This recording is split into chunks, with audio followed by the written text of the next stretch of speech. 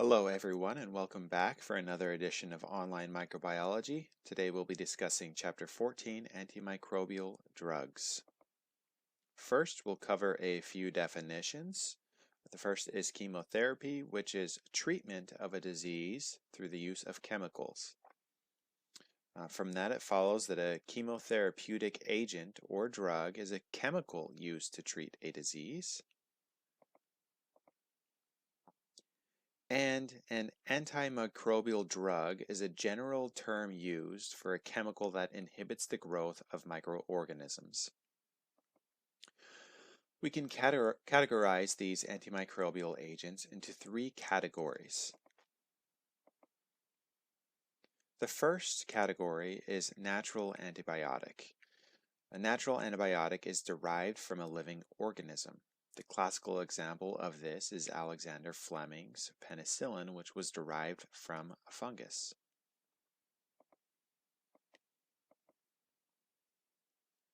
The next is synthetic drugs. These are not derived from living organisms, but are synthesized in a lab. An example of this is sulfadrug. And in between these two, we have semi-synthetic drugs. So these are chemicals that are derived from living organisms, but then are chemically modified in the lab in order to improve their efficacy. An example of this is methicillin, which is derived from penicillin. Here is a short list of natural antibiotics. As you will note, greater than 50% of antibiotics are derived from members of one genus of bacteria, the soil Bacterium streptomyces. You all probably know that a problem with antibiotics has been brewing. Resistance to some of the most commonly used antibiotics has been increasing. There are multiple documented cases of infections caused by microbes that are resistant to every antibiotic used in our medical system. At the same time, we haven't been discovering new antibiotics to replace those that are no longer useful due to resistance. Take a look at this timeline. As you'll see, from the 1920s we've discovered many new antibiotics. However, since the late 1980s there has been a discovery void. The reason why has nothing to do with the fact that there aren't hundreds or thousands of other excellent antibiotics out there, but rather the financial incentives and the ability to grow these microbes that produce those antibiotics is so limited. There are an estimated 1 trillion species of antibiotics, and we only have the ability to cultivate thousands, which is a tiny fraction of a percent of the microbes that exist. And a barrier to further discovery is that we haven't figured out yet how to grow certain microbes in the lab. Scientists are working on ways to cultivate these organisms, and as a result, the first new antibiotic in 30 years has been discovered in a major breakthrough. Recall that many microbes are fastidious, that is, they have complex or particular nutrient requirements that make them difficult or impossible to be grown in a lab setting. The technology responsible for allowing scientists to grow the organism that produces teixobactin is called the iChip, or isolation chip. The iChip has 3 plates. The inner plate is where the microbes are grown. It has holes drilled into the plate that allow a certain volume in order to grow the cultures within. The outer plates are used to secure membrane filters. These membrane filters are small enough that they do not allow microorganisms to go in or out of the inner growth plate, but allow nutrients to move freely within and out. The steps involved for isolating and cultivating environmental samples is rather simple.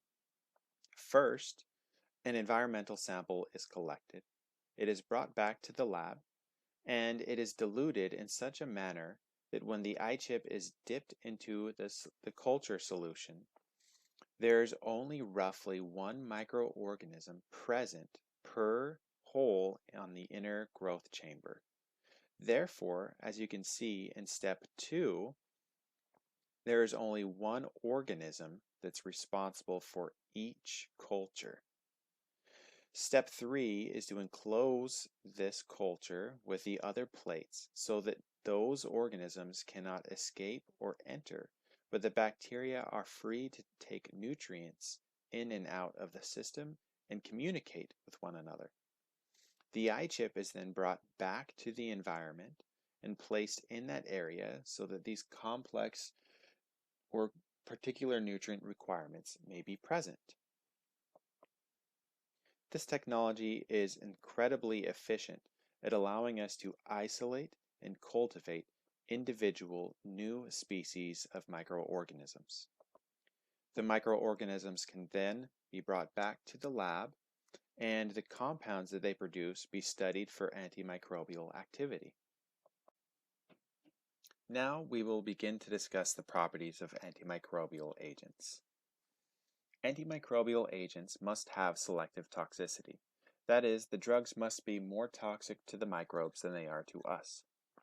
Therefore, we must find targets that are unique or somewhat unique to the microbes. These often include the cell wall, the ribosomes, or unique metabolic enzymes. To the right, you will see a figure describing the differences between prokaryotic ribosomes and eukaryotic ribosomes. You will need to know for the exam these differences. Overall, the prokaryotic ribosome is a 70S size, made of two major subunits, the 50S subunit and the 30S subunit. You'll be correct in noticing that 50 plus 30 does not equal 70, but that when they're broken up into their individual subunits, they have a different sedimentation rate. The eukaryotic ribosome is an 80S ribosome, made up of a 60S subunit and a 40S subunit. Moreover, the RNA is different.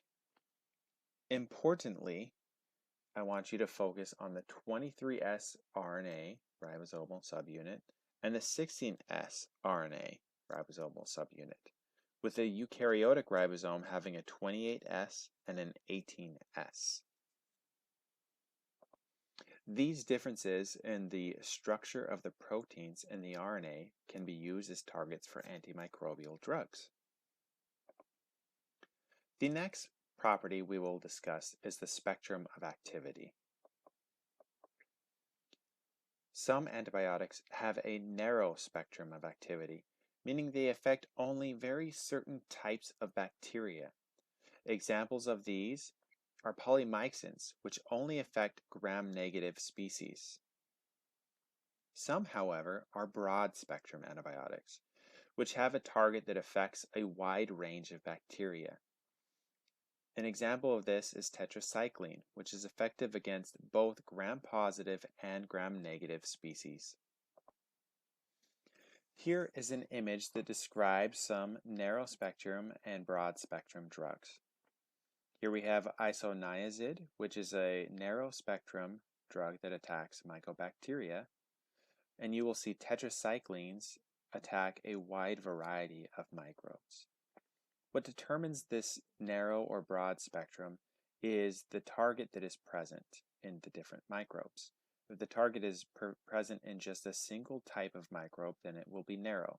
If it's present in many different microbes, then we have a broad spectrum. Broad spectrum antibiotic treatment does have its negative consequences, and that is that a superinfection may emerge. This is a secondary infection that develops when a patient's protective microbiome is diminished through the use of broad-spectrum antibiotic treatment. Usually, our normal microbiota keeps opportunistic pathogens in check. However, if a broad-spectrum antibiotic kills organisms that are non-resistant to that antibiotic, we may destroy our natural microbiome and leave ourselves susceptible to drug-resistant pathogens that can therefore proliferate in this new environment, causing a superinfection. The way in which we administer antimicrobials is very important. The dosage is the amount of medication given during a certain time interval. This is based upon the age and mass of a patient, as well as the half-life of a drug, or the time in which half of the drug is degraded, and other individual considerations.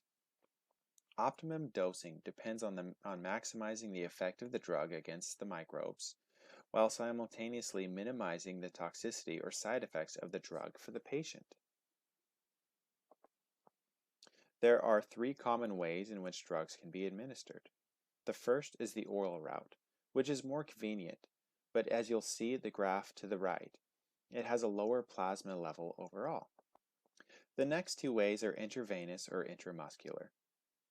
Intravenous has the highest peak in plasma concentration level of the drug. However, it quickly tapers off.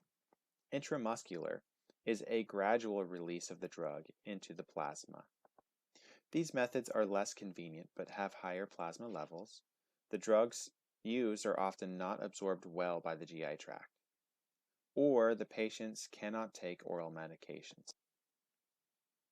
Antimicrobials is a very generic term used to describe drugs. We can describe them more specifically as being antibacterial, antifungal, antiviral, antiprotozoan, or antihelminthic drugs. As discussed, there are many different targets that can be used for antibacterial drugs. The first is inhibition of cell wall synthesis. The second is disruption of cell membrane function. The third, inhibition of protein synthesis. The fourth, inhibition of nucleic acid synthesis. And the fifth is inhibition of many other metabolic pathways. In this course, we have spent a lot of time discussing the cell walls that are unique in bacteria. Inhibition of cell wall synthesis is a great target for antibacterial drugs. They are most effective against gram-positive species. There are 2 types that we generally discuss. One is beta-lactams. Beta-lactams, such as penicillin, cephalosporin, competitively inhibit the enzyme that cross-links peptidoglycan during cell wall synthesis. Next are the glycopeptides, such as vancomycin. These bind to protein components of peptidoglycan and prevents it from being incorporated. Recall that peptidoglycan is a mesh-like layer that is composed of the sugars N-acetylglucosamine and N-acetylmuramic acid. These sugars are linked together by short chains of amino acids called peptides. Naturally, synthesis of new peptidoglycan is essential for growth and division. New subunits of NAG and NAM are inserted into the wall by enzymes, and this allows the cell wall to grow. Beta-lactams, such as penicillin, interferes with the linking of these subunits by these enzymes. When the new cross-links are inhibited, the cell wall can no longer grow. Not only does this prevent the bacterium from growing, but it also interferes with the integrity of the cell wall, leading to susceptibility of different osmotic pressure changes, leading to bacterial death. This figure shows many different beta-lactams that are used to attack cell wall synthesis in bacterium. There are many different structures that can be seen. However, they all have one thing in common, and that is the beta-lactam ring in the middle. It is a 4-membered ring with a nitrogen on one of the corners. You do not have to memorize the different functional groups and the different names of all of these other beta-lactams, but be aware of this essential component of them. As you can see, the beta-lactam can be used to derive semi-synthetic compounds from naturally occurring compounds. At the top you will see penicillin, and below it you see methicillin with some slight modifications. Many bacterium had developed resistance to beta-lactams by breaking apart this beta-lactam ring. Now we will be moving through a course of many different antimicrobial drugs that you will be required to understand and identify in an exam. We will continue with our inhibition of cell wall synthesis by discussing drugs that affect Mycobacterium. Mycobacterium have unique cell wall structures that we've previously discussed on the outer layer called waxy mycolic acids. So we can have antimicrobial drugs that attack these mycolic acids. Isoniazid inhibits the synthesis of mycolic acids, and ethambutol inhibits mycolic acids from being incorporated into the cell wall. Next, we have a class of drugs that disrupts the cell membrane. The two that we will be discussing is polymyxin B and polymyxin E. These are like a kind of detergent. They bind to and disrupt the outer membrane of gram-negative species. Unfortunately, they are not selectively toxic, and we can have severe side effects when administered systemically. So these are preferred for topical infections. Ever used NEOSPORIN ointment? NEOSPORIN and other topical antibiotics have polymyxin B present in them. Because it is applied to the dead epidermal layer of skin, the toxicity is minimal. However, it should not be used on large areas of skin or deep wounds. A very important target for antibacterials is the ribosome. It tends to be a broad-spectrum activity antibiotic because many prokaryotic organisms share similar ribosomal structures. We can inhibit the large 50S subunit using macrolides, erythromycin, and azithromycin, or chloramphenicol. We may also inhibit the small 30S subunit using aminoglycosides, streptomycin, gentamicin, or neomycin, and also tetracyclines. During translation, the mRNA is fed through the 30S subunit. Aminoglycosides alter the shape of the 30S subunit so that the mRNA is misread and incorrect amino acids are inserted into the elongating new protein. Tetracyclines and some aminoglycosides block the docking site of tRNA on the 50S ribosomal subunit. The macrolides erythromycin and azithromycin are common examples that block mRNA from moving properly through the 50S subunit. Chloramphenicol is sometimes used in human patients, but it can have serious side effects due to its low efficacy versus its toxicity dose ratio.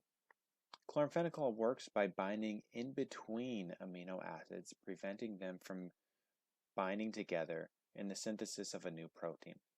As you can imagine, this is something that occurs in humans as well as in bacterium, so it is less target specific than the other antimicrobial drugs we have discussed.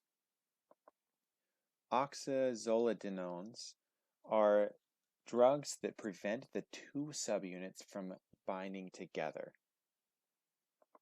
So here it's a little 5-membered ring that you see down in the 30S subunit. Here we have the very first start codon, which should create a methionine amino acid in the beginning of a new synthesis of a protein. However, the 50S cannot bind and lock down to the 30S, so protein synthesis or translation cannot begin. We can also inhibit DNA or RNA synthesis. Rifamycin binds to bacterial RNA polymerase and therefore prevents RNA synthesis. Ciprofloxacin inhibits bacterial DNA gyrase and topoisomerase, therefore preventing DNA synthesis. Another unique target for bacterium is their complex array of metabolic pathways. Many bacteria are capable of making their own nucleic acids. They use para-aminobenzoic acid, or PABA, as an important starter molecule for building up these nucleotides. Therefore, blocking a bacterium's ability to use PABA will block the bacterium from making nucleotides, such as DNA, RNA, and ATP. So phenamides, or sulfa drugs, mimic PABA's chemical structure.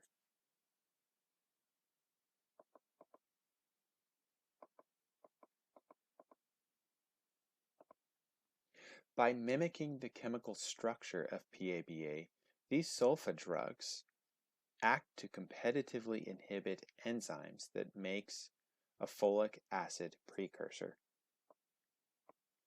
This folic acid precursor is an important metabolic step in creating nucleotides.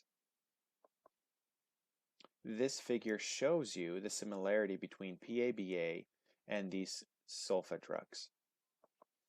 They share a similar chemical structure to the left of the molecule, but have different functional groups.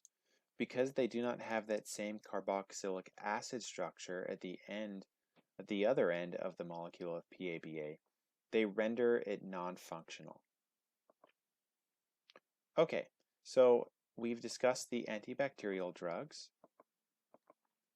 Let's talk a little bit more about antifungal drugs. Antifungal drugs are a little bit harder to create because fungi are eukaryotes and they're a lot more similar to humans. Therefore, the ability to create a drug that has a really good target but low toxicity to humans is difficult. However, there are a few things that are unique about fungi that we can use as targets. One target is the compound ergosterol, which is present in the plasma membrane. Our cells use cholesterol, so this is something that's unique in fungi. The next is we can target chitin. Chitin is present in the cell walls of fungi, but we do not have chitin in our cell walls. In fact, we do not have cell walls. We just have plasma membranes.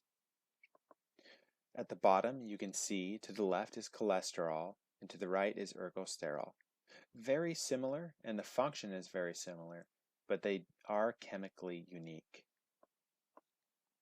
So we have plasma membrane disruptors that bind to lipids called ergosterols, and these create holes in the fungal or bacterial membranes. So if you look at the figure below, you can see the purple, kind of looks like a key, is that ergosterol. And so we can have these compounds bind to that ergosterol, and then they form a channel or a pore which interferes with the integrity of the cell membrane. These aren't necessarily always specific to ergosterol. They have a not quite high fidelity for ergosterol, and so they are somewhat toxic to human plasma membranes as well. So that covers antibacterial and antifungal drugs. Let's move down the list and discuss antiviral drugs as well. The selective toxicity for antiviral drugs is also quite difficult because viruses use many of our own cells, parts, and machinery in order to reproduce. However, we do have some antiviral drugs such as acyclovir, oseltamivir, and azithromycin. Sorry if I'm not pronouncing those correctly. Acyclovir is a synthetic version of guanosine, one of the 4 DNA nucleotides. You can see off to the right there that it's pretty similar, although it doesn't have that heterocyclic ring at the very bottom left. Chemical alterations cause it to terminate a new strand of DNA when incorporated. However, it is a selective toxicity drug because it requires activation by a viral enzyme.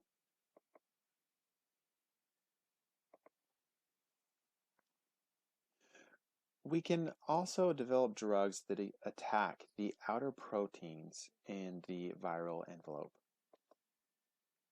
Oseltamivir, or Tamiflu, interferes with the end spikes, the neuraminidase, on flu virus envelopes.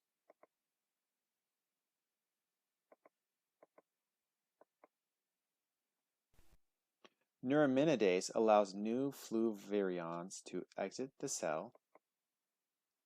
Blocking it inhibits the spread of the infection and lessens symptoms and shortens duration of illness.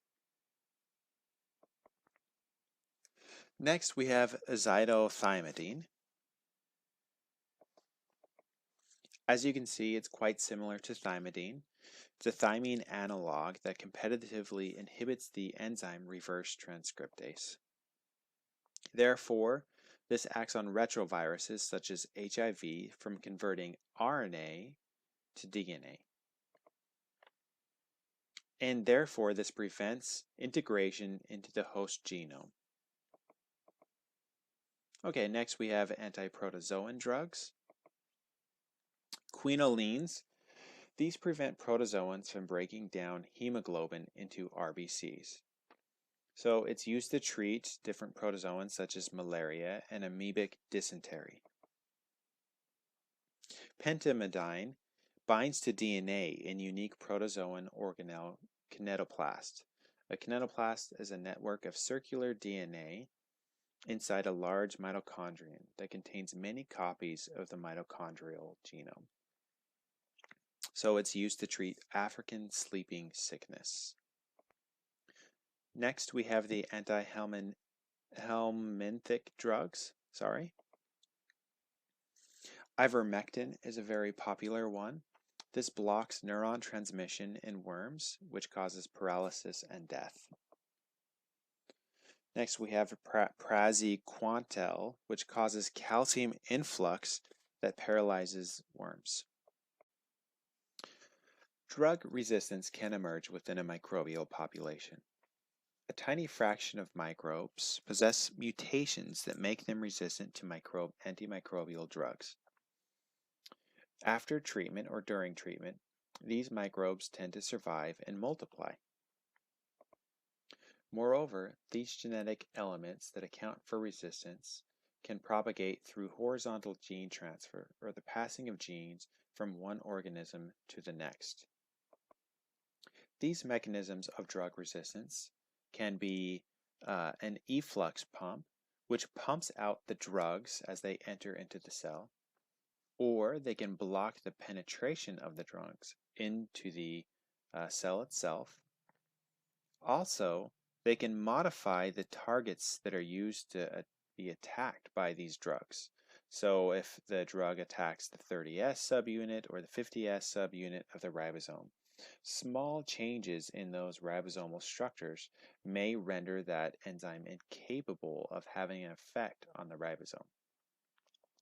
Also, you can have enzymes that are made that inactivate those drugs. So you can have enzymes that break apart those beta-lactam rings or destroy aminoglycosides or macrolides or rifamycins, etc. So let's discuss a little bit further about those mechanisms. So the first was blocking uptake of drug or rapid efflux. So if you prevent the drug from entering the cell or quickly pump it out, it can no longer attack its target. Drug inactivation. So if the drug is brought in, you can have an enzyme that attacks that drug and breaks it down before it can act. You can have target modification. So whatever target the drug attacks, you can modify that target so it no longer is identified by the drug and no longer can be attacked by the drug. And finally, you can have target overproduction. So say a particular drug attacks an enzyme or has a target metabolite such as PABA, previously discussed. If you overproduce PABA or that target, it can be tolerable to a certain extent for having that drug attack that compound, as long as you have enough to overcome the disability that the drug creates.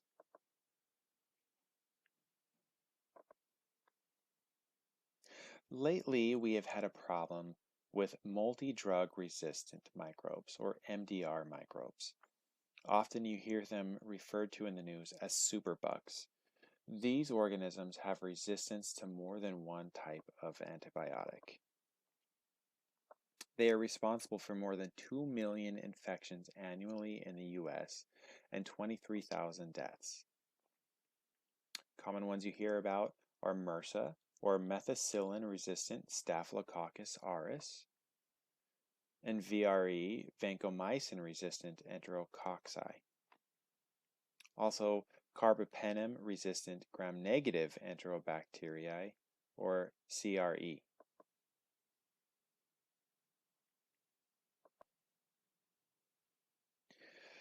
Carbapenem is a very important antibiotic for treating patients who are not responding well to other antibiotics.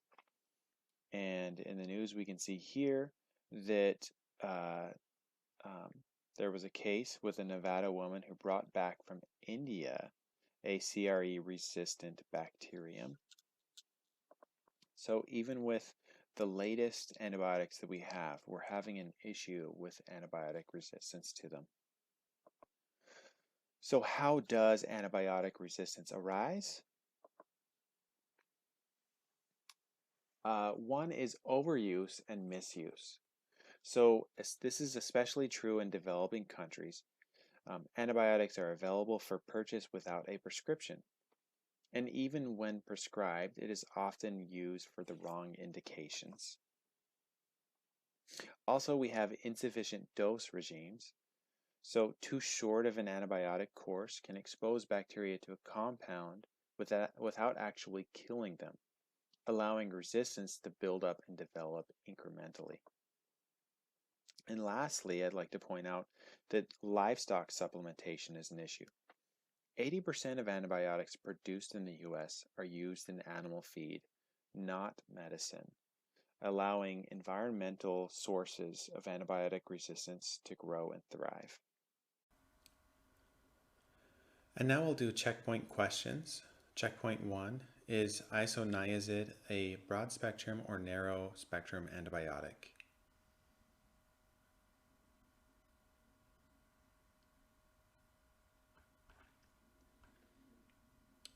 Checkpoint 2, doxycycline blocks tRNA molecules from entering the ribosome. Under what mechanism of action would this antibiotic be characterized?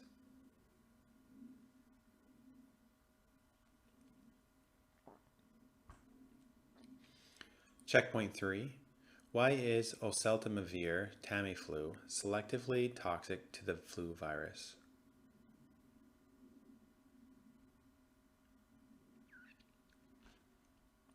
Checkpoint 4, what are the 4 mechanisms of drug resistance?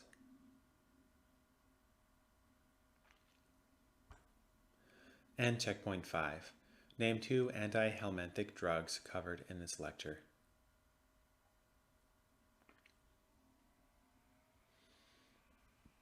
And that will wrap up today's lecture. Thank you so much for joining me. We'll see you next time.